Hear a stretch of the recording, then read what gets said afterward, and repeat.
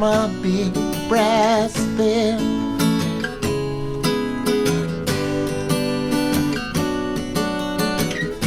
Lay, lady, lay across my big brass bed.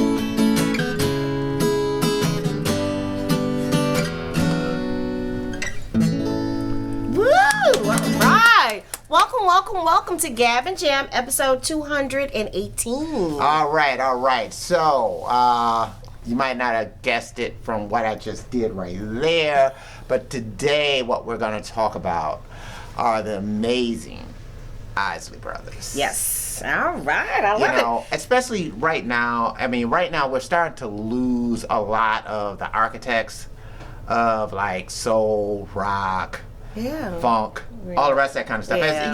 As, and a lot of it's just kind of an attrition type of thing. Just as people get older, know, that's what happens, right? Yeah. And so one of the things that I think we've always felt like is that the Isley Brothers. Oh yeah. Are just underappreciated. Yeah, they're underappreciated, and then it's Valentine's Day. It's time to celebrate love and the things that bring us together. So and they're really good as a staple for that. Yes. But I think people also forget that they're good, at least to me, no doubt about it for me, for fusing funk and rock. Oh yeah, okay, so together. That sounds like we're heading into the things that we love. And then, so one of the top 5 things that we love about the Isley Brothers is that they embodied a sweet combination of funk and rock. Yes. That we crave in particular. So. Yeah, I mean, the thing I really love about them is that, it's kind of going into like, because we're going to do like a playlist based on this. It's going into like their deep cuts, and if you listen to like the 70s Isley Brothers albums, like from Fight the Power to The Heater Zone, to even the first one, that is Isley Brothers 3+3 is what I'm talking about. Okay, all right. Because there's also like Isley Brothers Brother to Brother. That's before they added the 3 younger Isley Brothers. That's right. So just to give you a little bit of history, right? It's kind of like the Isley Brothers started off. They were on Motown Records at one time. Oh, wow. They went from there, they went to their own T-Neck label. And then, their roots as far as like to rock and roll, it's a direct lineage to Jimi Hendrix. Yes, that's right. Because Jimi Hendrix played with the Isley Brothers. Not only did he play with them, but he also stayed with them. So he lived with the Isley Brothers for a while, right?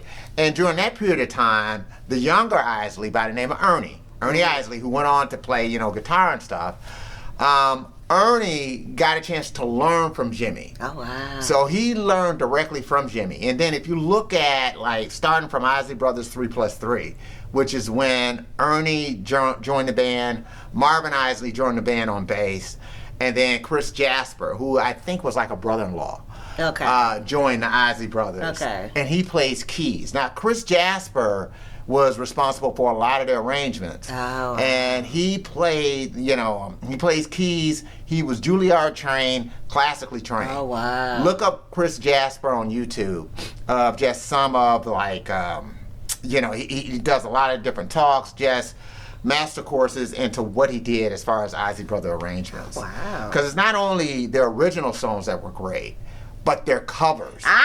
Another thing. Outstanding, right? One of the 5 things that we love about the Isley Brothers is that they made cover songs something special. So, let's go ahead. Let's go ahead and go with the list, right? That we have, right? I just kind of wanted to give you a little bit of background and then kind of with their covers, and what made them special was the fact that the arrangements were out cold. Okay, so that's yet another thing. Yeah. I love it. So we will start with the number 1 thing is that they're excellent songwriters that balance like the funk, the rock, and then they have these pretty melodies because, I'm not so much a ballads person, but I've always, as far back as I can remember, when I hear, the vocal, when I hear the melody, that drew me into songs that I normally would just reject. Usually ballads are not my thing. So. And and whether it's things that we all know, like "For the Love of You," Footsteps in the Dark, those type of things. But then there's things like Harvest for the World, that is just, a gorgeous melody. Yeah. And just Make Me Say It Again, Girl. Oh my goodness. Make me say. So don't forget to check out the playlist. There will be a playlist below. Yes. Make Me Say It Again, Girl. It's just crazy. Groove With You. That's another one. Cooling Me Out. Just so many. And Cooling Me Out's got like a crazy guitar part along with the melody. Yeah. And these are just songs that they wrote. Voyage to Atlantis. Oh, yeah. That Go For Your Guns album, when you start thinking about the Isley Brothers songs in the Key of Life, that's it. Oh, gotcha. You know what I'm saying? That's got Footsteps in the Dark on it. Okay. It's got Voyage to Atlantis on it. It's got, Go For Your Guns. It's got, Living for the Life. It's got that on it. It's got Climbing Up the Ladder on it. It's got The Pride on it. That album is just, if you're gonna get one, cover to cover. Yes, I got Go For Your Guns is nuts, right? Just completely nuts. I was like 11 years old, had that on cassette.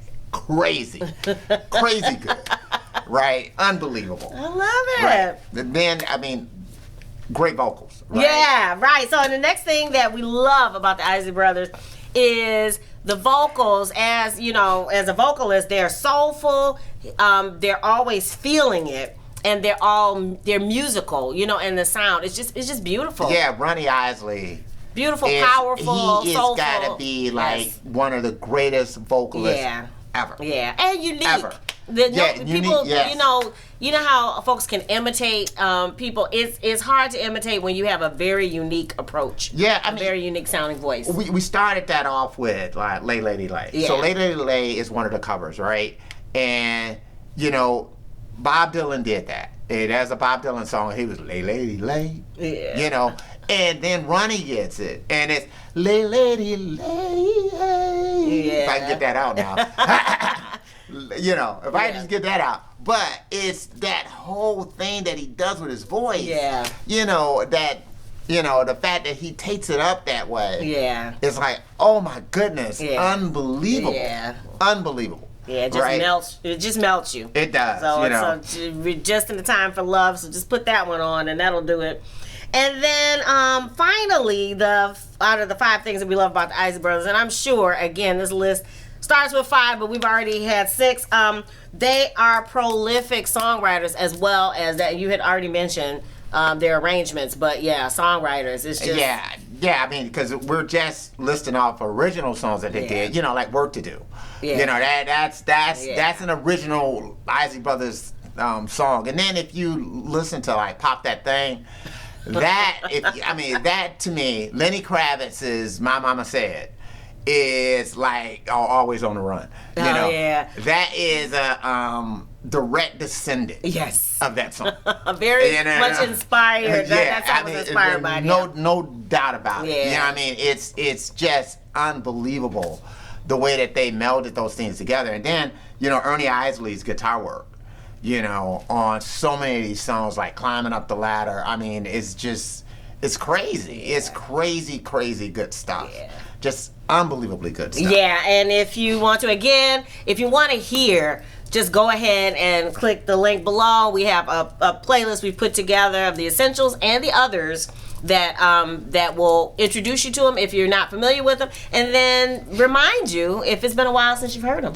Yeah, I know the list that I have is really like deep cuts, because there's so many things that we hear all the time, like Between the Sheets. Yeah. Because Between the Sheets was sampled by Puffy and and Biggie, right? Yeah. And so, the Big Papa, that one. So you'll know that. Yeah. You'll know those songs. So, I have like 20 songs that I think are kind of like deep cuts. Okay. As far as that goes. And then with the covers, there's, they did Summer Breeze, that's Seals and Croft, and you'll forget about what's the original. Seals and Croft did, right? Listen to the Music, that's the Doobie Brothers. Killed it, right? Yeah. It's Too Late, they kill that, right? Yeah. And that's knocked it out of the park. Yeah. Don't Wanna Be Lonely Tonight by James Taylor. Knocked it out of the park, killed it. Lay Lady Lay, knocked it out of the park, killed it. Yeah. Hello, It's Me. Oh my goodness, Todd Rundgren. You know, not that I just killed it. You know what I mean? It's like when they get a hold of a song, they own it. Completely own it. You know, it's just unbelievably how good these guys are. The Isley Brothers, underappreciated. They are in the Rock and Roll Hall of Fame. So, you know, I definitely, they definitely deserve it. But I just feel like a lot of times when we talk about the melding of, you know, funk and rock together, you know, a lot of times we'll bring up Sly, you know, we'll bring up Parliament Funkadelic, and of course, you know, a lot of people look at it as Prince as a seminal person for doing that. And for me, it's the Isleys. Right. You know, to me, no one did it better than the Isleys did. I mean, they just really kind of brought those elements together, you know. And at a time that people weren't independent, they were independent. You know, I used to notice that when I looked at their label and I would say, what is this T-neck thing? And, you know, they later, I think they were originally from like Cincinnati, Ohio or something like that. And they relocated to T-neck, New Jersey. Right? And so that's where they came up with the T-neck label. Represent. Right, where they actually kind of did their own thing. So that's cool. I know for me, Isley Brother has a couple of different life, you know, spans. For sure. The original with the original three, which was Ronnie, Rudolph, and O'Kelly Isley. And they actually had a brother, a fourth brother, who died in a car accident before they kind of had their first real, you know, success, right? So it was those three. And, you know, they did Shout, they did Twist and Shout, they did all of those songs that was just those three. And then starting with Who's That Lady in circa 1972, it was Isley Brothers 3+3. And that's really when my real knowledge of the Isley Brothers started, you know, was with that particular record. And you know, I just remember looking at that record for days because they would always kind of be on in like their stage garb on their album covers, and they would usually have their guitars. And so for me, just looking at their guitars all day long, looking at those albums, just looking at them, it was just unbelievable. So I love it. All right, so who do you think is underappreciated, especially in the history of music, for love songs, for mixing genres, for great songwriting, for great embodiment of cover songs? Please drop it in the comments below. We'd love to hear from you. And as always, Sugar Fit, it is available for streaming any place that you stream it. So in the middle of streaming the Isley Brothers, throw a little Sugar Fit up in there.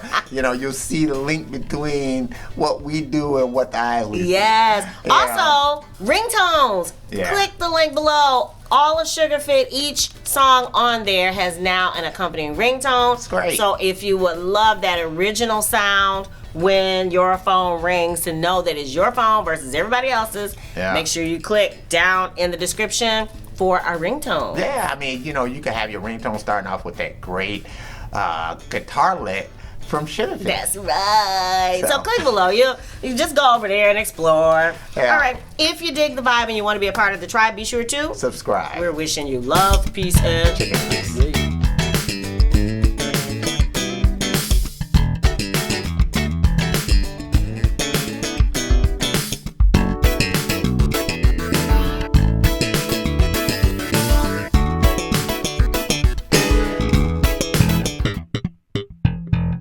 Mm-hmm.